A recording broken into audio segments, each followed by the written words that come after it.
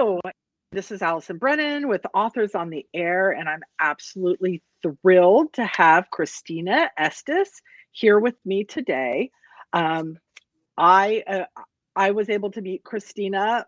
I think we met a year ago, but she reached out to me because we're both Phoenix area authors who wrote Phoenix set books. And I was so glad that she did because we've been able to do several events together about our books. And I am thrilled to have her on today, where we're going to be talking about her debut novel, Off the Air. Hi, Christina. Hey, Allison, and thank you for responding when I reached out because I have learned a ton from you and I really appreciate your friendship. Well, I am so glad you did reach out because I think in the writing community, we're all very I'm not an introvert, but I've become introverted. And I think sometimes we don't realize that there are other authors out there, and sometimes getting together and just chatting about writing and stories is helps. I mean, it really does kind of keep us sane.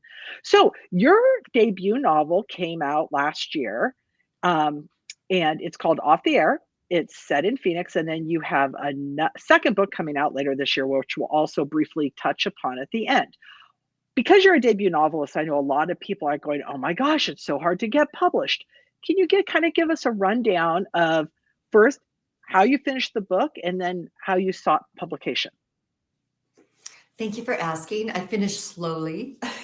I one day said, I'm going to write a book. And then 15 years later, this is what happened. This hit the stores and the library. So I'm certainly no expert and I'm not speedy at all, but I faced a lot of rejection, frankly, because I didn't know what I was doing. So I should have spent more time, which was kind of embarrassing because my day job is a reporter and I went into it. I don't know why I didn't do more research about the publishing industry and really how it all works. But I thought, I'm a reporter and I write every day. I can write a book. And that was very misguided, to put it nicely. So I did a lot of starting and stopping and starting and stopping when it came to writing. And then I had tons of rejection, more than 100 rejections. I like to always say that because I remember, and I still do, watch interviews like this with authors. And I think it's really important when you've been rejected a lot to make sure if you're comfortable sharing that information, because it helps sometimes other people feel like they're not alone. So after tons and tons of rejection, I eventually got a publishing contract because I was fortunate enough to receive the Tony Hillerman Prize, which is for the best first mystery set in the Southwest. And the prize was a publishing contract. So Off the Air was published by Minotaur last March 2024. And then the sequel, The Story That Wouldn't Die, is going to be published August 2025. Both feature, my main character is Jolene Garcia. She's a reporter in Phoenix. I love The Story That Won't Die. That is such a great title. I came up with it Yay! because I felt like it was like, well, you know what? If this goes back to the friendships. I felt like in my mind, you know what came, let's see if you remember this, Allison. The title that actually came to me was The Synopsis That Wouldn't Die, because I don't know if you remember this, but I had to give a synopsis to my editor and I was struggling so much because I was like, what? And you were kind enough to look at it and you were like, oh, you just put in too much. You just take all this stuff out and you'll figure it out as you're writing. And that's how my editor proved it. So I was thinking of The Synopsis That Wouldn't Die, and that's how it became The Story That Wouldn't Die. Well, it's very relevant, and I was happy to help because I think one of the things as an author is a synopsis is a completely different writing process than writing a book. The synopsis is well, first of all, I hate them too. I hate writing them because you don't want to have too much detail in there, because then that's going to make your editor think, well, if this is happening, then how does this happen? You want to give the overall story and then the resolution. That's basically what a synopsis is. And a synopsis should never be over. Well, I personally don't think they should be over 2 pages, but most editors and agents would say 5. But I definitely don't like writing them. Mine are all 2 to 3 pages, and I try to keep it just down to this is the story, this is the core story, and this is how it's kind of going to be resolved, and then I'll figure it out when I get there. But no, I love it. Tell us a little bit about Jolene, because most mysteries are character driven, and because Jolene is the driving force of this story, what are readers going to find when Oh, I think I lost you, Allison. Can you still hear Oh, me? Oh, I there can hear you you. Can you hear me? Oh, I guess I just heard a something. little crack, so we're good. Yeah, I Yeah, gotta fix my earbuds. Basically, just give us a little tidbit about Jolene, who she is, and why she is so important. Why readers are going to want to go on this journey with her. so Jolene Garcia is a Phoenix TV reporter. She is from the Midwest. She's 29 years old. She's been in Phoenix for a couple of years. She is very driven, very competitive, partly because she is a reporter, and that's what you need to be if you're going to be a good reporter. But she is also very driven because of her background. She grew up in the foster care system until she eventually was able to move in with her maternal grandmother, who has passed. And so her competitiveness and her desire to break stories and to be the first is driven in part by her reporting, but also because she, as a human being, is trying to find some recognition that she feels like she didn't get during her childhood.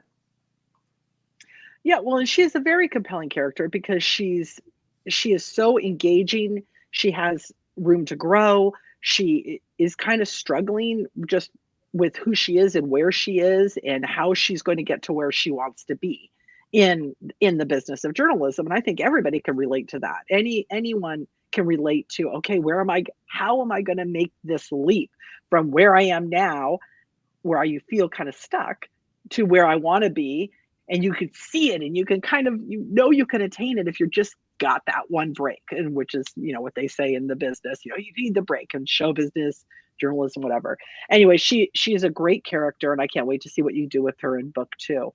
um so one little thing, because you set your book in Phoenix, and I know we've talked about this a lot, um tell me why you set it here locally, not just because you live here, but we've talked about the lack of books that are set Mhm. in the fifth largest city in the country.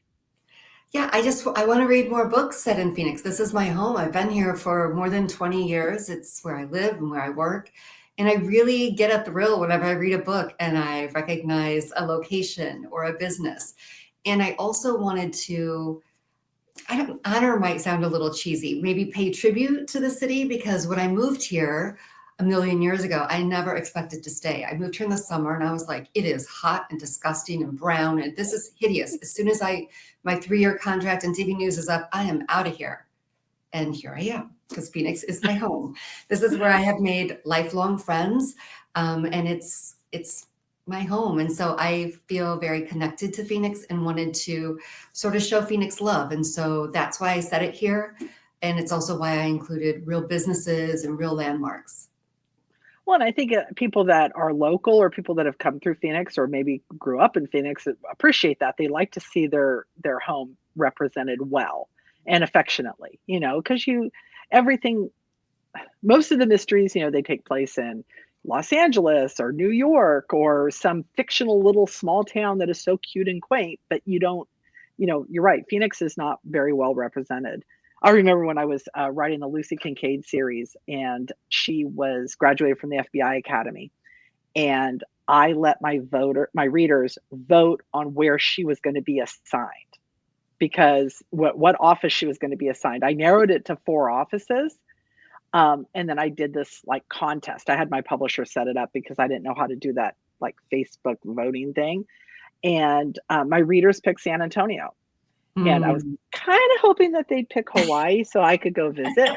But San Antonio was great because I'd been there before. And I was really glad that I had the opportunity to go back again. And I think there aren't a lot of books set in San Antonio, just like there's not a lot set in Phoenix. Mhm. So I think that We're great changing that, choice. Allison. We're starting a I hope trend. so. I hope so, because I think there's so much going on here and it's such an interesting city. And I haven't been here as long as you, but I also moved here in the summer when it was like 135 degrees or something, and go, oh my gosh. But now I like it. I actually, the cold now, I'm a little bit like I have long sleeves on. It's cold this morning. I know I'm trying not to talk about that because compared to the rest of the country, Allison, we're sweating here in January, right? I know. I know. I won't complain.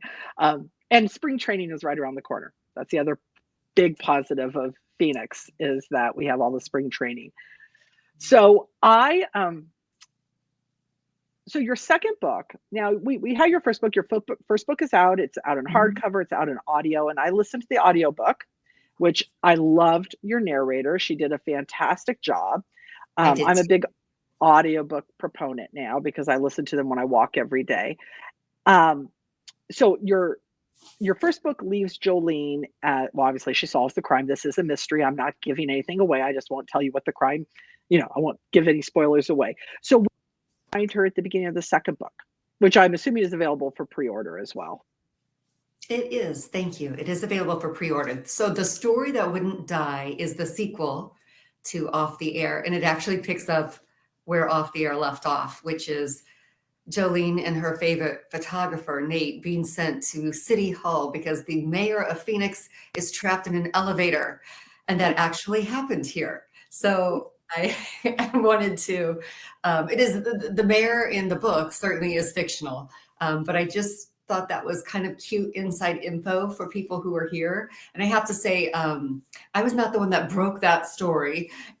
Somebody else, another reporter did, who I acknowledge in the acknowledgments in the book. But I just thought that was a fun sort of inside way to kick off that book. And then it opens to a bigger story about what's going on at City Hall when it comes to contracts and who's getting contracts and why a certain person always seems to get them. And the real core of the story is Jolene actually thinks the death of a small business owner is no accident, and she has a hard time getting other people to believe that. So she then hits the investigative trail to prove them wrong. That is awesome. I love it. I love the premise, and I love the first book. Now, I wanted to just ask you, because you are a relatively new author, even though you're a lifelong writer, um, what piece of advice would you give either aspiring writers or new writers? Maybe something that you didn't know that you wish you did, or just something that helped you on your journey. So I don't think I'm in a position to give advice because I'm so new. However, I will share some advice that I've picked up from other authors that I follow, which is beneficial. One is paying attention to events like this.